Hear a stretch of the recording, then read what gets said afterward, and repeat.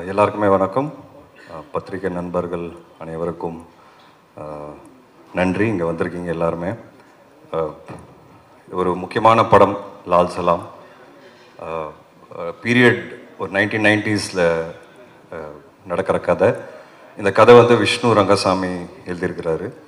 உண்மையான ரியல் இன்சிடென்ட்ஸை வச்சு பேஸ் பண்ணி அவர் இந்த கதையை எழுதினார். அண்ட் ஃபிக்ஷனும் இருக்குது. ஸோ நிறைய ரியல் இன்சிடென்ட்ஸை வந்து கோர்த்து அதில் கிரிக்கெட் ஒரு முக்கியமான பார்ட் ப்ளே பண்ணுது. அண்ட் ஐஸ்வர்யா ரஜினிகாந்த் அவங்க வந்து இதுக்கு ஸ்க்ரீன் ப்ளே அண்ட் டைரக்ஷன் ரொம்ப பியூட்டிஃபுல்லாக அது வந்து அந்த கதையை வந்து ஸ்க்ரீனில் கொண்டு வந்திருக்காங்கன்னு நான் சொல்வேன். ஸோ ஒரு இம்பார்ட்டண்ட் ஃபில்ம் இது. கரண்ட் சினாரியோ தான் ரஜினி சார் சொன்னார், நீட் ஆஃப் த அவர். அது ஏங்கிறது உங்கள் எல்லாருக்கும் பார்க்கும்போது தெரியும். எனக்கு ஈவினிங் ட்ரெயிலர் ரிலீஸ் ஆகுது. ஸோ நீங்கள் பார்த்தீங்கன்னா அதுலேயே உங்களுக்கு ஒரு ஐடியா வரும். லைக்கா ப்ரொடக்ஷன்ஸ் இந்த படத்தை வந்து ரொம்ப கிராண்டியராக ப்ரெசென்ட் பண்ணியிருக்காங்க. அவங்க பண்ணுற ஒவ்வொரு படமும் அதில் வந்து நல்ல கிராண்டியர் தெரியும் உங்களுக்கு. அண்ட் தமிழ் சினிமா வந்து உலக சினிமாத்துக்கு வந்து கொண்டு போய் சேர்க்குறாங்க. அந்த விதத்தில் லால் சலாமும் வந்து ஒரு வேர்ல்டு சினிமா அளவுக்கு போய் சேருங்கிறது நாங்கள் எல்லாரும் நம்புகிறோம்.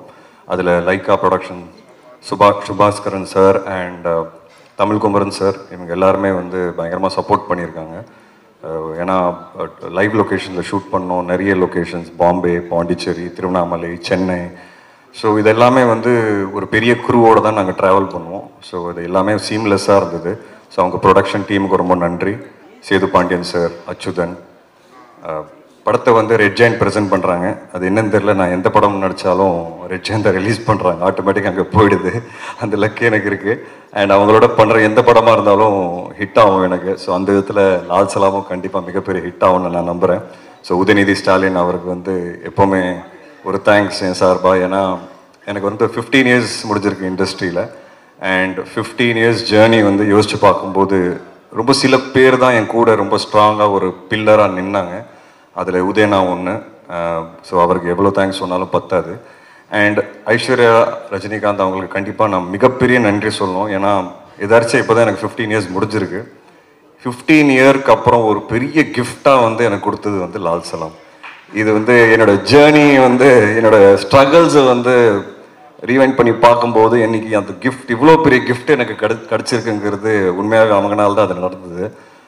ஏன்னா தலைவரோட ஒரு சீன் நடிச்சிட மாட்டோமா, தலைவரை பார்த்துட மாட்டோமாங்கிற நிறைய பேர் ஏங்குவாங்க. ஸோ தலைவர் பக்கத்தில், தலைவர் கீழே ஒரு ஹீரோவாக வந்து இந்த வாய்ப்பு வந்து மிகப்பெரிய வாய்ப்பு. So it sums up my journey. நான் கிரவுண்டில் அவரை பார்த்தேன். அந்த டைமில் மேட்ச் பார்க்குறதுக்கு வந்தார். ஸோ அவர் அங்கே அன்றைக்கி பார்த்தேன். இப்போது நேரில் ஷூட்டிங் அப்போ பார்த்தேன். ஸோ அந்த ஃபீலிங் எனக்கு வேறு மாதிரி இருந்தது. அது கிரிக்கெட் படத்தில் நடிக்கணும்னு இருந்திருக்கு, நடக்கணும்னு இருந்திருக்கு. அண்ட் ஸோ யூனோ லைஃபோட ரொம்ப ஸ்பெஷல் மொமெண்ட்ஸ் வந்து எனக்கு இந்த படம் சார்பாக வந்து நிறைய என்ன சொல்ற மெமரிஸ் கிடச்சிருக்கு. நிறைய இமோஷன்ஸ் எனக்கு அட்டாச்சாக இருக்குது இந்த படத்தோட. And I'm very confident. ஏன்னா இந்த படம் வந்து எல்லாருமே ஏன் பண்ணோம் அப்படிங்கிறது கேட்டிங்கன்னா, ஐஸ்வர்யா ரஜினிகாந்த் சொன்ன மாதிரி இந்த படத்தோட ஹீரோ வந்து படத்தோட கதை தாங்க. அதனால தான் ரஜினி சாரும் இவ்வளோ பெரிய கதாபாத்திரம் பண்ணுறதுக்கு ஒத்துக்கிட்டாரு. அண்ட் நானும் வந்து அந்த கதை கேட்ட உடனே எனக்கு ரொம்ப பிடிச்சிது. இவ்வளோ ஸ்ட்ராங்கான ஒரு கதை எடுத்து ஃபர்ஸ்ட் ஆஃப் ஆல் ஒரு டைரக்டர் ப்ரெசென்ட் பண்ணுறதுங்கிறதே அது ஒரு சேலஞ்சிங்கான விஷயம். I really appreciate the efforts and அந்த கன்விக்ஷன். ஃபஸ்ட் டைம் அவங்கள பார்க்கும்போது எனக்கு தெரிஞ்சு அவங்க கால் பண்ண சீக்கிரமாகவே நான் வந்து அவங்கள சந்திச்சிட்டேன். உடனே சந்திக்கும் போது ஒரு ப்ரெசன்டேஷன் காமிச்சாங்க ஐபேடில். அந்த ப்ரெசன்டேஷனே ரொம்ப கிளாரிட்டியோடு இருந்தது. ஸோ என்ன பண்ண போகிறாங்கிறத ரொம்ப ஒர்க் பண்ணி வச்சுருந்தாங்க. அந்த கிளாரிட்டி வந்து அன்றைக்கி அவங்ககிட்ட பார்த்தேன்.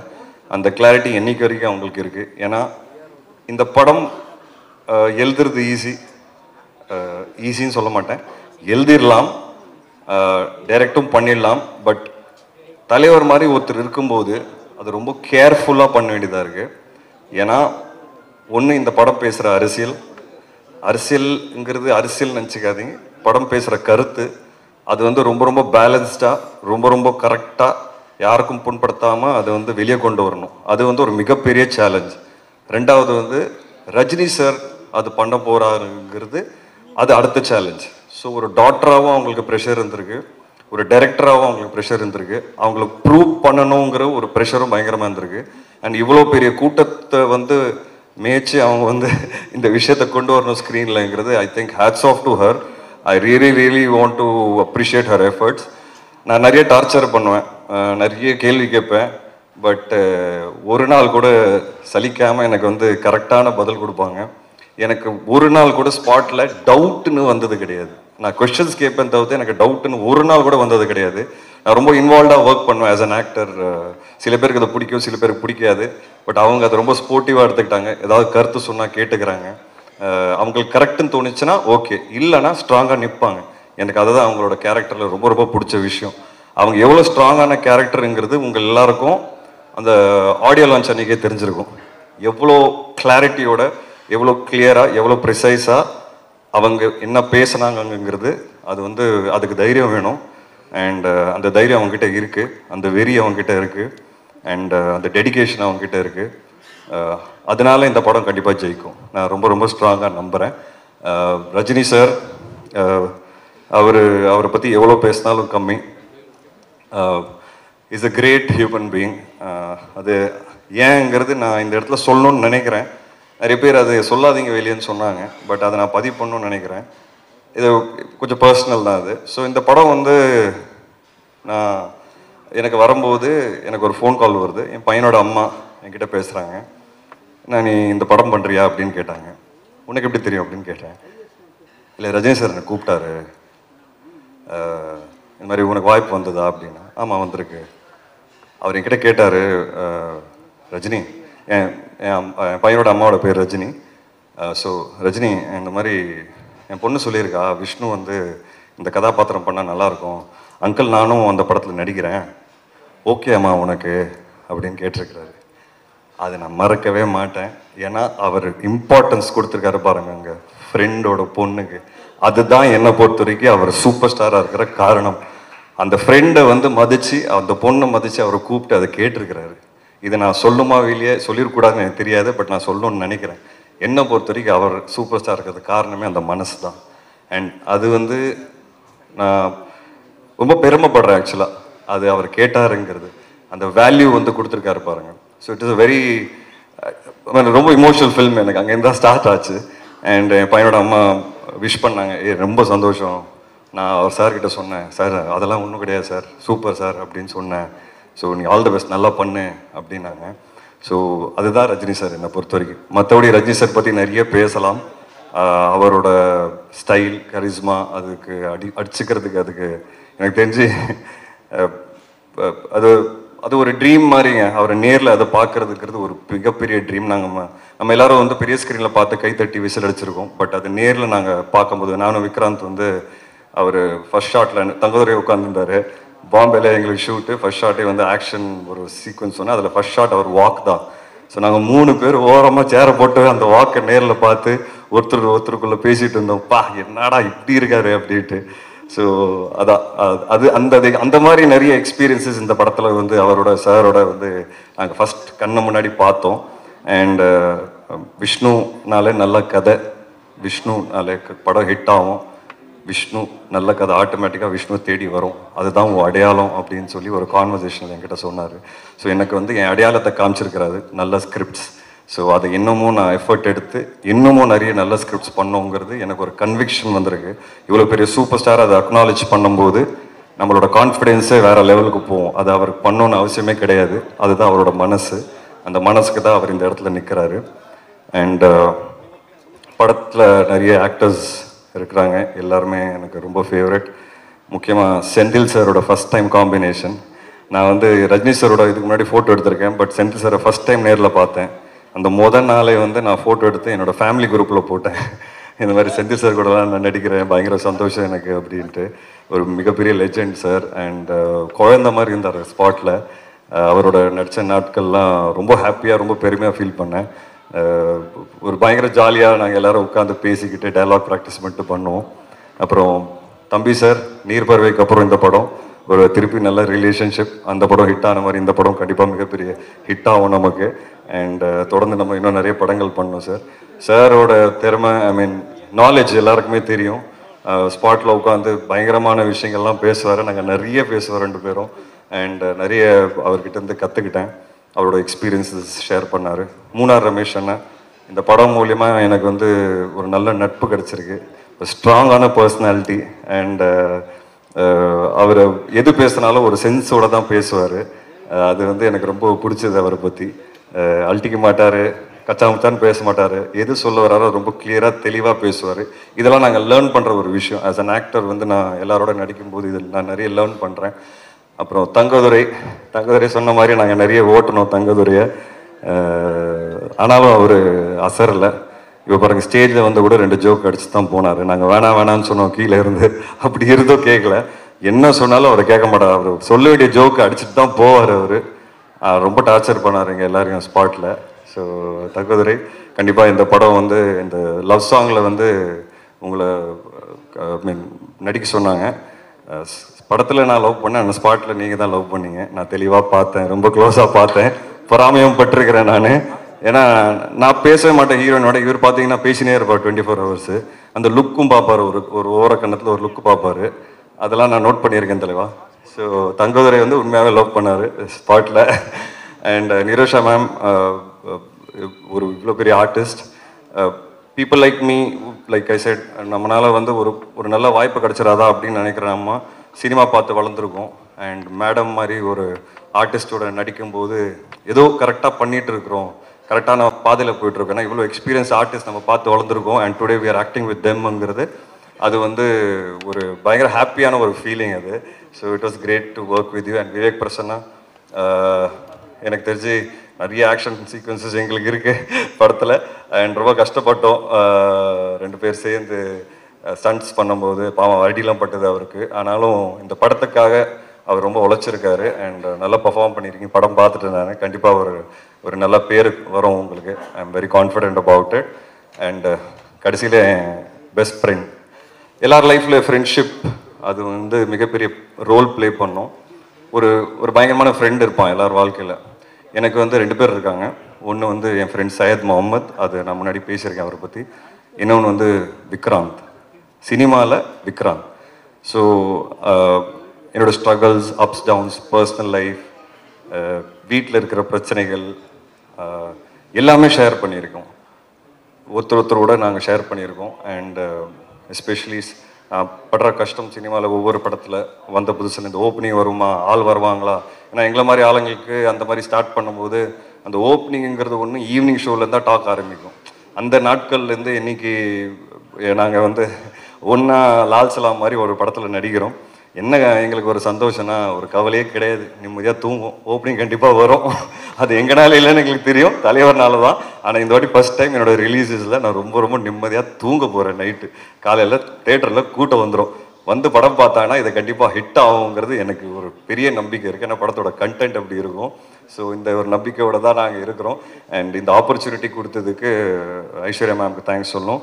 ரஹ்மான் சார் வந்து அவரோட படத்தில் வந்து ஒரு அழகான ஒரு சாங் கிடச்சிருக்கு எனக்கு. ஏப்புள்ள சாங் ரொம்ப ஸ்பெஷலான சாங் எனக்கு. என்னோடய ஃபேவரட் பார்த்தீங்கன்னா அன்பாலனே சாங். அது வந்து நான் டெய்லி போட்டு 10 வாட்டி கேட்டுட்ருக்கிறேன். ரொம்ப நல்லாயிருக்கும், ரொம்ப இமோஷனலாக இருக்கும். அதோட சீக்வன்ஸ் நீங்கள் விஷுவலில் பார்க்கும்போது பார்ப்பீங்க, சூப்பராக இருக்கும் அதோட விஷுவல்ஸ். எனக்கு தெரிஞ்சு இந்த படத்தோட ஹைலைட்டே அந்த பாட்டாக தான் இருக்கும். ரஜினி சார் ஒரு ஆக்டராக அதில் வந்து பயங்கரமாக பெர்ஃபார்ம் பண்ணியிருக்கிறாரு. அண்ட் அது பார்த்து அந்த சாங் கேட்டோடனே எனக்கு ஒரு மாதிரி இமோஷன் ஆகி கண்ணெலாம் கலங்கிரும். Because I know the visuals நீங்கள் யாரும் பார்க்கலன்னு நான் பார்த்துருக்குறேன். ஸோ சூப்பரான song. So Rahman sir is a big backbone to the script. And அவரோட படங்கள் அவர் கூட வந்து சேர்ந்த படங்கள் பண்ணணுங்கிறது நிறைய ஆசை இருக்குது. அது ஒரு ஆரம்பமாக பார்க்குறேன் லால் சலாமை.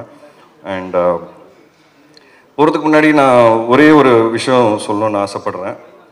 கொஞ்ச நாள் முன்னாடி நான் வந்து ஒரு ட்வீட் போட்டேன். இந்த பாரத் இந்தியா அப்படின்னு சொல்லி பேர் மாறுது அப்படின்னு சொல்லி ஒரு ரூமர்லாம் வந்தது. அப்போது எனக்கு திடீர்னு ஒரு திங்கிங், சின்ன வயசுலேருந்து இந்தியா பாரத் இந்தியா எல்லாம் ஒன்று தானே, ஏன் திடீர்னு பேர் மாற்றோம் அப்படின்னு சொல்லி எனக்கு தோணுச்சு. அதை நான் பதிவு பண்ணேன். அந்த பதிவு வந்து ஒரு ட்வீட்டாக பண்ணும்போது அது பயங்கரமாக வைரல் ஆகி பயங்கரமான கமெண்ட்ஸு. ஏன்னா இது வரைக்கும் பார்த்தீங்கன்னா என் லைஃப்பில் நான் அரசியல் சார்ந்த எந்த விதமான ஒரு ஒப்பீனியன் போட்டதே கிடையாது. ஏன்னா எனக்கு அரசியல் பற்றி எதுவுமே தெரியாது, சுத்த ஜீரோ நாலேஜு. இது ஒரு இந்தியன் சிட்டிசனாக எனக்கு என்ன தோணுச்சுன்னு அதை நான் பதிவு பண்ணேன். எனக்கு தப்பாக தெரியல, என் ஒப்பீனியன் நான் சொல்லணும்னு நான் ஆசைப்பட்டேன். ஆனால் அதுக்கு வந்து எதிர்ப்பு இருக்குல்ல, 2 நாளில் நான் ஆன்டி இந்தியன் ஆகிட்டேன், நான் ஆன்டி ஹிந்து ஆகிட்டேன், நான் ஆன்டி நிறைய ஆகிட்டேன், ப்ரோ நிறைய ஆகிட்டேன். உடனே என் ஒய்ஃப் வந்து ஆக்சுவலாக ஹாஃப் சைனீஸு. ஸோ நான் இந்த ஊரே இல்லை அப்படின்ட்டாங்க. ஏன்னா என் ஒய்ஃப்னால நான் அதை பேசிகிட்டு இருக்கேன்ட்டாங்க. எனக்கு ஒன்றுமே புரியல. என்னால் ஏன் ஒரு பதிவு வந்து ஏன் இவ்வளோ ஒரு எதிர்ப்பு அப்படின்னு யோசிக்க ஆரம்பித்தேன். ஹேட்ரட், இவ்வளோ ஹேட்ரட் ஏன் இப்படி இருக்கோம் நம்ம எல்லாரும் யோசித்தோம். ஒருத்தருக்கு ஐடியாலஜி மாறலாம், இல்லை ஒருத்தருக்கு ஒப்பீனியன் மாறலாம். அந்த ஒப்பீனியன் நம்ம ரெஸ்பெக்ட் பண்ணிட்டு போகணும். அப்படி தானே, அதுதானே ஹியூமனிட்டி. எனக்கு ஒரு விஷயம் பிடிச்சிருக்கு, எனக்கு ஒரு விஷயம் பிடிக்கல. ஓகே, உனக்கு ஒரு விஷயம் பிடிச்சிருக்கு, அது பிடிக்கல. ஜஸ்ட் பிகாஸ் எனக்கு பிடிச்சிருக்கிறது உனக்கு பிடிக்கல அப்படிங்கிறதுக்காக நான் உங்களை இறக்கி பேசக்கூடாது. This is what I faced. And எனக்கு அது ரொம்ப ஸ்ட்ரேஞ்சாக இருந்தது. இப்போ நம்ம நாட்டில் பார்த்தீங்கன்னா நிறைய ஹேட்ரட் இந்த மாதிரி பயங்கரமாக பரவிட்டு இருக்கு, எஸ்பெஷலி சோஷியல் மீடியா. ஆனால் நம்ம சுற்றி இருக்கிற ஆளுங்களோட உட்காந்து பேசும்போது அது இல்லவே இல்லை. அப்போ உண்மையாகவே அது சோஷியல் மீடியாவில் மட்டும் தான் இருக்கா, இல்லை அது உண்மையாகவும் இருக்கா அப்படின்னு ஒரு கேள்வி வருது. பட் அது உண்மையாகவும் இருக்குது. நம்ம நிறைய இன்சிடென்ட்ஸ் பார்க்குறோம். இந்த படம் அதை பற்றி தான் பேசும். ஹேட்ரடு இருக்கக்கூடாதுங்க. ஒப்பீனியன் மாறலாம், நம்பிக்கை மாறலாம், ஐடியாலஜி மாறலாம், நிறைய விஷயங்கள். ஒருத்தரோட மதத்தில் வந்து இன்னொரு மதத்துக்கு வந்து ரெஸ்பெக்ட் கொடுக்க வேண்டிய ஒரு விஷயமா வந்து அதான் டிஃப்ரென்ஸ் இருக்கலாம் மதங்களில். பட் ஒருத்தருக்கு நம்ம ரெஸ்பெக்ட் கொடுத்து போகணுங்கிறது தானே வாழ்க்கை. இந்த படம் அதை சொல்லிக் கொடுக்கும். அதுதான் Lal Salaam. And I'm very confident that this film will definitely create noise. உங்களுக்கு சிம்பிளாக சொன்னேன், அதான் எக்ஸாம்பிளாக சொல்லணும்னா, இன்னைக்கு தளபதி அப்படின்னு ஒரு யார் உங்களுக்கு பிடிக்கும் அப்படின்னு கேட்டால் ஒரு பதிலே கொடுக்க முடியலைங்க. ஏன்னா நீங்கள் ஒரு பக்கம் பதில் கொடுத்தீங்கன்னா இன்னொரு பக்கம் தாக்குறாங்க, இன்னொரு பக்கம் பதில் கொடுத்து அந்த பக்கத்தில் தாக்குறாங்க. ஏன் நம்ம இப்படி இருக்கோங்கிறது இந்த மாதிரி கேள்விகள் எனக்கு நிறைய வரும் லைஃப்பில். So I think this film is an answer and is an example that we should respect opinions. We should respect opinions. We should respect difference of opinions, and we should respect our beliefs and others' beliefs. That is why Lal Salam will really do well, and I'm happy and proud to be a part of this movie. Thank you so much. And பத்திரிகை நண்பர்கள், 15 வருஷம் இன்னைக்கு இங்கே நிற்கிறேன் அப்படின்னா, இன்னைக்கு இந்த பரிசு எனக்கு கிடைச்சிருக்குன்னா அது நீங்கள் எல்லாரும் தான் காரணம். ஏன்னா ஒவ்வொரு படமும் வந்து விமர்சனங்களுக்கு அப்புறமா தான் எனக்கு கூட்டம் வரும். அந்த ரிவ்யூஸை நான் ரொம்ப மதிக்கிறவன். அதுக்கு காரணமே நீங்கள் தான். நீங்கள் கொடுத்த நல்ல ரிவ்யூஸ் எப்போவுமே எனக்கு வந்து கூட்டம் கொண்டு வந்திருக்கு. அண்ட் இப்போ நான் 5-6 படம் வந்து சைன் பண்ணியிருக்கிறேன். என்னோட நல்ல ஃபேஸில் இருக்கிறேன். And I am thankful and I owe it to all of you. நீங்கள் மிகப்பெரிய சப்போர்ட்டாக இருந்திருக்கீங்க. தப்பு பண்ணும்போது கரெக்டாக பின் பாயிண்ட் பண்ணியிருக்கீங்க. அண்ட் எனக்கு அதெல்லாம் ரொம்ப பிடிக்கும். And thank you so much for this journey. And I think நிறைய பேசிட்டேன். ஏன்னா எனக்கு பேசணும்னு ஆசை. நான் நிறைய பேச மாட்டேன் முன்னாடி. ஏன்னா அப்பா போலீஸாக இருக்கிறதுனால நான் எது பேசினாலும் அதில் ஏதாவது ஒரு தப்பு கண்டுபிடிப்பாங்க. அப்பா ரிட்டையர் ஆகிட்டார். இப்போ எனக்கு ஒரு தைரியம் இருக்குது பேசுகிறதுக்கு. அதனால தான் நான் வந்து என்னால் நிறைய கனெக்ட் பண்ண முடிஞ்சது ஐஸ்வர்யா அவங்களோட.